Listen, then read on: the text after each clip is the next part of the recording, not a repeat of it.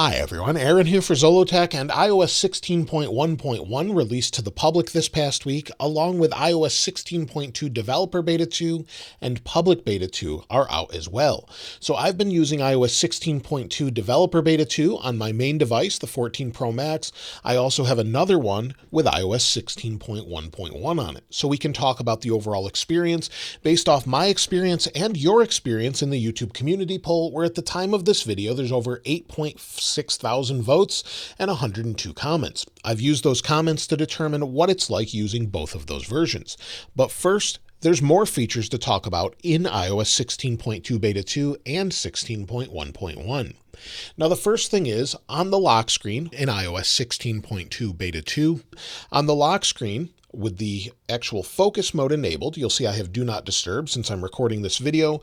If I want to change this, in the past, I can just tap on it. Now you have to press and hold. It's a long press to change that. With Beta 1 that I have here on the 14 Pro, you can just tap on it and it opens right away. Now it's changed to a long press, where before you could just tap on it. Now it doesn't do that, and it's sort of a good thing as it's not going to take spurious inputs from your finger and accidentally trigger that. Now, Freeform has an update as far as options, and if we go into settings, go down to Freeform, under Freeform, some people are seeing a cellular option. I'm not seeing that at all. It would be under Siri and search. However, there's also a new spot here for acknowledgements. If we go into that, it's acknowledgements about everything within Freeform, and you could read that if you'd like with license agreements and more. Now, if we go into the Music app, this has been updated as well. So within the Music app, if we turn down the volume here, and when you press play, they've updated the animations for play, forward, and reverse to be matching that of the lock screen. So if we press play, you'll see it changes. Press the forward button, and you'll see the little arrows move. If you look at the same thing with the previous beta or 16.1.1, you'll see if I push play, it's the same sort of old animation. So again, play versus play here. It's definitely a nice new animation that they've updated this with. Also in music, if you're on a full screen album, you have to find an artist that has one of these.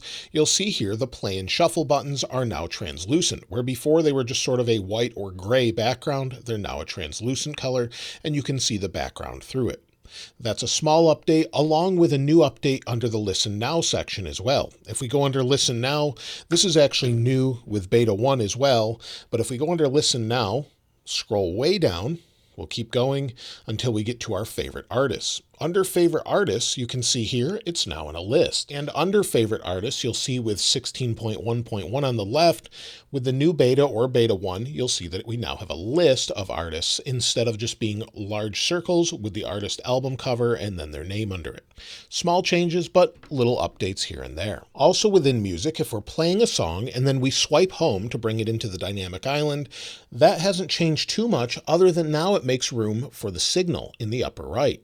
So we have our signal from our carrier. You'll see here I only have one bar. If I go into that, close out of it, and then go back to the dynamic island, of course it's still there. If we go into music, watch now as I swipe home, it will actually move over. So if I swipe home, everything moves over. The signal, Wi-Fi, and battery sort of squish into the upper right. That's something they've updated with Beta 2, and I think it's a nice little update so we can still see our signal strength. However, it disappears if you have two things in the dynamic island. So if we start a timer, swipe home, now signal disappears to make room for dual things in the dynamic island. Now, if we go into photos and maybe we're using a photo and want to see what this is, we have visual lookup. We've had that for a while. You can tell that indicated by the little star above the eye. Tap on that and it will tell us what it is. If we tap on what it is, scroll down to the bottom, with Beta 1 and Beta 2, we now have the option to report an issue if this isn't accurate. Tap on Report an Issue and we have the option to report results are incomplete, results are inaccurate, or offensive result is shown. And then you can report this, someone will check it, and then update it if it's incorrect. So it's great that they've added this. Again, it's in Beta 1. It wasn't something that I think anyone caught, but it's there now. So Beta 1 and Beta 2 have it, 16.1.1 does not. Now, as far as accessibility features, we expect a big update as it's in the code. There are more new features to show you, but within the code, 9to5Mac found that there's going to be custom accessibility modes in the future. With preferred layouts, you can see some of the changes here where you can make changes to the UI with controls and more. So this is something they were able to find within the overall code of what it could look like in the future once they enable this. So maybe we'll see this with beta 3, where we have custom accessibility modes with much more here. So hold down to enter while the home screen has giant icons with no dock. Could be a fully redesigned home screen, as you can see here, where you can actually easily input what you need if maybe it's difficult for you to press on the display. I think this is great. It would be a huge update and advantage for someone that has a little bit difficulty with their motor skills or something along those lines, where you're trying to touch the smaller icons on the screen. Even if you're using the zoom mode, it would be helpful to have giant icons to press, whether it's visually impairment, motor impairment, or something else, or you just want a different lock screen or home screen altogether. I think that will be great, and hopefully again we see that with beta 3. With iPadOS 16.2 Beta 2, if I plug in an external display, give it a moment to connect here, you'll see it connected at the top. It's still extremely buggy, and currently it's actually mirroring the display. If I change this to just be an external display, and then I go to home screen and multitasking, tap on Stage Manager, we now have the option to disable or enable recent apps or dock on the iPad or external display separately. However, this is incredibly buggy. So for example, if I turn off the dock on this display, swipe home, the dock is still there. If I go back in and turn it back on or off, it doesn't really change anything, even though I have Stage Manager enabled. We can go to external display, and again, the same thing is true. It doesn't really work most of the time. I've seen this work about half of the time. So right now, for whatever reason, it's not working properly, but again, this is buggy and not out yet, but we will have the option once it releases to the public if they don't have any issues with it. Now in the TV app, there's a slight change as well. If we go to something that's live, as far as live sports, go into that live sport, you'll see it says open in. The button has been shrunk a little bit, and also the follow button, if you can follow this, is smaller as well. So before it was the full width of the display, now it's smaller. I'm not sure it makes sense to be a little bit smaller, and this could change in the future, but it's just a small update in beta 2. With the introduction of the iPhone 14 models, Apple has said that we'll have satellite connectivity for emergencies, and this is something that's not yet enabled. However, recently they published a news update where it actually says that it will be releasing later this month. You can see that here, emergency SOS via satellite on iPhone 14 and iPhone 14 Pro lineups, made possible by a $450 million Apple investment in U.S. infrastructure. It says satellite network and ground stations power the new service launching later this month. So that could be in this update, or it could be in a different update, maybe iOS 16.1.2. We'll talk about that in a moment. However, there's a new setting for this, even though it's not yet enabled, and there's supposed to be a demo mode as well, so we can try it out. So if we go into settings, and then we go down to our privacy settings here, privacy and security. Let's switch back to dark mode. Under privacy and security, go to location services, scroll to the bottom. You'll have system services. Under system services, you can see there's a new option for satellite connection. This doesn't seem to be working yet, like I said. However, there's an option for it. So maybe it would work if I went into a very remote place, but either way, this is something that should be coming later this month. Now the question is whether or not it's actually releasing with iOS 16.1.2 or 16.2. That would be much earlier than we had last year. So if they release it with 16.2, we can expect that by the end of the month. And if we go back here, you can see here, given that we have only a couple weeks and we only have beta 2, I would think it would be with 16.1.2, but it's possible they could release it later this month either way. So we'll have to see if they're going to release an iOS 16.1.2 or just push 16.2 early. Either way, I would expect a public release by the end of the month, and if it's 16.2, we could have that release by mid-December, before everyone goes on holiday break. So that's what it's looking like. Beta 3 could come as soon as next week if they're planning to release it this month. So look out for that. Of course, I'll keep you updated as soon as I know more. Now, as far as AirPods firmware updates, I did a separate video on that, and be sure to check that out. But there was an update for pretty much every AirPod except the first generation regular AirPods. Also Beats headphones as well. So there's an update that seems to improve the overall noise cancellation, transparency, and connectivity overall. You'll see how quickly it connects. Close it. Even with multiple devices, it's pretty fast. Sometimes this would be a bit buggy when you have a bunch of devices around, but it's great to have an update finally. Now, one thing that launched with iOS 16.1.1 in China has to do with AirDrop. If we go to General and then AirDrop, I mentioned this in the other video where we have everyone contacts only and receiving off. However, in some areas within China, they actually have an option for everyone for 10 minutes. I have a screenshot of this, and you can see here it says everyone for 10 minutes. Now, there's some controversy around this. I'm not going to get into it as it's quite political. However, according to Mark Gurman, this is expected to roll out globally next year. Now, it's a good security measure as some people actually leave this on everyone for 10 minutes all the time, and that's not great for everyone. However, I would like the option for this, but also just for everyone. So either way, we'll have to see what they do. It depends if they get a bunch of feedback from people about this as well. But this looks to be coming to everyone later next year. However, Apple has actually pulled back on some of those things in the past. So with different protection with photos and more. So again, it's still up in the air. We don't know 100%. Now, as far as the overall experience with iOS 16.1.1, many have said that the Wi-Fi issues have been fixed. However, I've had a few say that Wi-Fi continues to be problematic, where it would disconnect. Now, some people have said give this a few different days, and then others have said that it fixed it right away.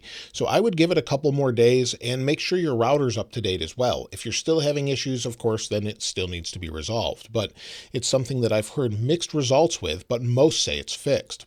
Also, the only other real issue I'm hearing with 16.1.1 has to do with home and automations. If you're having issues with automations, typically Apple said before in some of the betas to delete them and then re-add it. So if you're still having that issue, you may have to recreate that automation for it to work properly. Thankfully, I haven't had it with mine, but quite a few people have said this is an issue for many. However, iOS 16.1.1 seems to be quite stable and reliable overall. As far as any issues, not a whole lot, and we'll talk about battery life in a moment, but it seems to be pretty stable overall, even though it's only been out a few days. Beta 2 is a different story. Now, I've had much better stability overall. I haven't had any resprings like I did with Beta 1. However, quite a few people are having issues. I'm having issues with lag again, so if I'm playing songs, sometimes if I swipe home and it goes in the dynamic island, you'll see there was an odd animation bug there. Sometimes it will just lag as I'm swiping home. Other times it works fine. It's really hit or miss, but that lag has returned for me. Also, sometimes when someone's trying to share something, the share sheet might just not load properly. So if you're trying to share, and sometimes it just doesn't work. Others have said within Find My, sometimes their AirTags just aren't connecting. They're not able to connect at all. Also, if we go into fitness, people are seeing issues with the awards that you can earn. So if we go into fitness and maybe you're earning a bunch of awards working out, sometimes the orientation, depending on which way you have your screen rotated, just don't show properly, and they're not really showing correctly. They'll be squeezed down and not showing. So some people are having that issue. Other people are having issues with screen recording. Now, I haven't really tested this, so let's try it out, but it looks like it's working okay so far. And it's recording. It's in the dynamic island. If we tap on it here, we can end it, and it looks like it recorded. So if we go into that, it looks like it's playing okay and working fine for me. However, it looks like it actually ended soon. So it ended more quickly than I would have expected. So definitely some issues here and there. However, that's the first time I've tried it.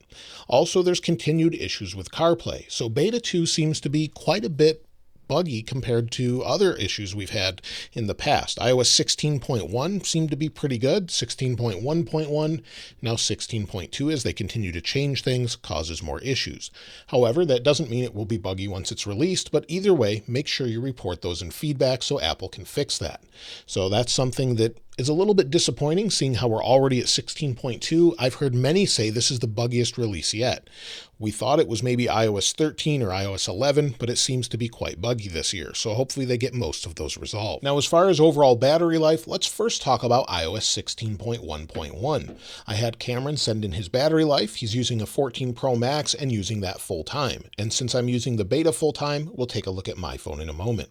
But he sent in his battery life and he charged it to 100% and then used it yesterday and today without plugging it in. He had 6 hours and 11 minutes of screen on time, 4 hours and 1 minute of screen idle time, or screen active and screen idle time. And you'll see he used about 45% of his battery life. And then today, again, 1 hour and 48 minutes, and then 3 minutes of screen idle time. And he's down to 32%. So he had almost 8 hours of screen on time and has 30% left, meaning that he'll get 10 or 11 hours of screen on time. Still not as good as a 13 Pro Max, but with always on display and different features, that may just be the way this phone is. Hopefully that'll improve in the future, but it's pretty good. It's matching what we had with 16.1 and seems to be about the same. As far as 16.2 Beta 2, well, that could be a different story depending on how you use your phone. If we go to my battery life, battery health and charging, you can see my capacity is at 100%. And someone asked me to show my battery cycle count, so you can take a look at that here using Coconut Battery just to see how many we've gone through so far. But my battery life overall, well, over the past few days has been okay, but not great. Yesterday, 3 hours and 12 minutes of screen active time, 2 hours and 31 minutes of screen idle time. And I used about 60 to 70% of my battery life. Not very good at all. And then the day before, the same amount of battery life pretty much with 4 hours and 11 minutes, meaning that if I continued to use this, I'd only get about 6 hours of screen on time, maybe 7. So that's really not very good for a more recent version of iOS and the latest phone. However, it varies from person to person. Abhishek sent in his 11 Pro Max with 16.2 Beta 2. Let's take a look. Now this is Abhishek's battery life from an 11 Pro Max with 95% battery health. He had 3 hours and 55 minutes of screen on time and 6 hours and 15 minutes of screen off time. It's not saying screen idle time for some reason, but he's using 50% of his battery life. So he'd get about 8 hours or so of screen on time. If we take a look at today, very similar results, although a little bit worse because he was on Zoom a lot. Again, it depends a lot on what you're doing. So 4 hours and 13 minutes and 6 hours and 43 minutes of screen off time, and used about 75% of his battery life. If you're gaming all of the time using the camera, maybe you're using the camera all the time, that's going to drain the battery much more quickly than it would if you were just using Safari, for example. So it really depends on what you're doing and what you're actually using your phone for. But hopefully it gets better in the future. Definitely the public version looks better. As far as overall performance, well, the only issue I've had is that lag when swiping home. I've really had no issues other than that, and it's been very reliable. No issues, no complaints, and the same is true on the iPad, whether that be the beta or the public release. So whether you're going through different apps, swiping from screen to screen, ProMotion is fast, going into just regular everyday use apps, going into Apple TV with this enabled here on the side. We have our screen or stage manager, rather. I can never remember the name, but everything seems to be nice and fast. No issues with performance whatsoever, and heat of the phone seems to be nice and cool. So it's not hot at all. Even though I've been recording this for quite some time, the phone isn't warm at all. Now that leads me to, should you install iOS 16.1.1 or 16.2 Beta 2? Well, if you're on the public versions, stay on the public version. 16.1.1 seems to be much more stable. However, if you're already on 16.2 Beta 1, well, definitely upgrade to Beta 2, as it's what we do. We're testing this out, reporting issues to Apple so that they can resolve those issues and make it a better experience for everyone in the future. So definitely upgrade if you haven't already for security and more. If you're on iOS 15.7.1 and you don't want to upgrade, you probably have those security patches. However, the latest ones may not be included. Apple hasn't commented, but it's nice that those are updated, and they should be secure, and if you want to stay on 15.7, you can. Unfortunately, it doesn't seem to be easy to downgrade to 15.7.1. So, unfortunately, at this point, it's not easy to do that. Maybe in the future, but I'm kind of doubtful with that. I would love to try and downgrade one and see if I get a much better result. Now let's go ahead and take a look at the comments and what you had to say. Duster Adventure says, 2 bugs on iOS 16.1.1 on my iPhone 11 Pro. Alarm is not showing on the lock screen widget and cannot change call volume when I'm on the call with phone at the ear. To change volume, I have to take the phone from your ear. Battery life is okay, and overall speed is also good. Cameron said, using iOS 16.1.1 on an iPhone 14 Pro Max, battery life seems to be better than iOS 16.1 and previous iOS 16 versions for me. And this iOS 16.1.1 update is very smooth and haven't had any issues. Matt Mills says, 13 Pro Max, 16.1.1, haven't noticed much of a difference, battery seems good, and I got a gigabyte of storage back. Dr. Dan Kreenes, hopefully I'm saying that properly, I'm on iOS 16.2 Beta 2 on iPhone 14 Pro, and I just noticed that the corners of my wallpaper flicker when I switch to and from landscape and portrait. Kiyoki said, can't feel much of a difference in terms of battery life and performance after updating from 16.1. How I wish the battery life of 14 Pro Max is as good as my 13 Pro Max. This is something I actually hear all of the time, and quite a few people were hoping that 14 Pro Max would definitely be better, but it seems like it's not. So that's everything with iOS 16.1.1 and iOS 16.2 Beta 2. Hopefully the experience improves over time and this becomes one of the most stable releases. However, we'll have to wait and see. Of course, let me know what you think Apple will do. Will we see an iOS 16.1.2, or do you think Apple will jump right to 16.2? I'd love to hear from you in the comments below. Also wanted to give a shout out to G that helped me out in the Apple Store the other day. Always appreciate your help, and it's great seeing you as I'm there in Apple South Park. Of course, if you'd like to get your hands on this wallpaper, I'll link it in the description like I normally do. And if you haven't subscribed already, please subscribe. And if you enjoyed the video, please give it a like. As always, thanks for watching. This is Aaron. I'll see you next time.